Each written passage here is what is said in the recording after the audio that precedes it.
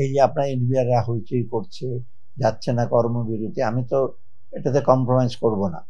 কারণ 2008-এও কিন্তু চেষ্টা করেছিল।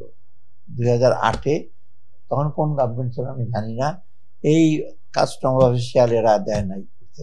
কারণ অটোমেশন করলে, তারপরে ব্যবস্থা উন্নয়ন করলে অবস্থা কিন্তু এতদিন অনেক ভালো হতো। এখন আমরা এটা করছি এবং এটা করে, এটা তো ডিসেম্বরের মধ্যে ডেফিনেটলি আমি, কারণ তো অধ্যাদেশে যেটা একটা সময় আছে, ম্যান পাওয়ারটা কি হবে, অর্গানোগ্রামটা কি হবে, কোন জায়গায় কতটা হবে।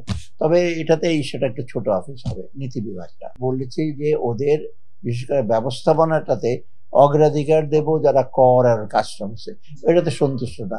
ওরা বলে যে বলে দিতে হবে ওখান থেকে। আমি যে এটা তো অলরেডি যে ল মিনিস্ট্রিতে ভেটিং এ বলছে, এগুলি স্যার বললে ওটা হবে না, পাসই করতে পারবেন না আপনি, এটা আপনার কাউন্সিলও যাবে না আর প্রেসিডেন্টও সই করবে না।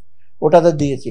আর যেটা নীতি বিভাগে বলেছি, ওখানে যারা আসবে যারা রাজস্ব, অর্থনীতি, পরিকল্পনা, সে যাদের সে যারা নলেজ দিয়ে পলিসিটাতে করবে, এবং সেখানে বলছে ওদের তো আপত্তি না, ওরা তো লোক আসবে। আর এনবিআর যে কত 20,000 না 25,000, একজনকে তো টাচ করা হবে না। আমি বলছি তোমাদের তো কারো চাকরি যাচ্ছে না, বরং তোমরা একটা ফুল ফ্লেজ সচিব পাচ্ছ, যেখানে তোমার চেয়ারম্যান ছিল, আর সচিব যেত কিন্তু বেশিরভাগ সিভিল সার্ভিস থেকে। কয়টা সচিব ওরা পেয়েছে? আপনি ডক্টর মশিউর রহমান দেখেন, ডক্টর আকবর আলী খান দেখেন, মোহিত চৌধুরী, সবাই তো সিভিল সার্ভিসের। এবং সিভিল সার্ভিসেরা তো পারলে তো সবই নিয়ে নেয় ওদেরকে তো আমি বাড়িতে করছি। বলছে স্যার ওইখানে আমরা যাবো না, একদিন গেছে।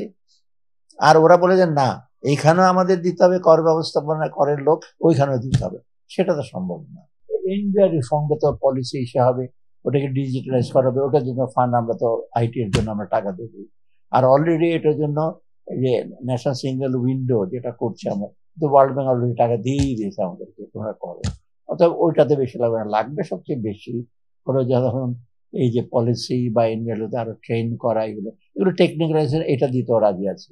এটার বাইরে, বাজেট সাহেবের বাইরে ওরা বলে আমরা টেকনিক্যালাইজেশন তোমাদের দিতে পারি ট্রেনিং।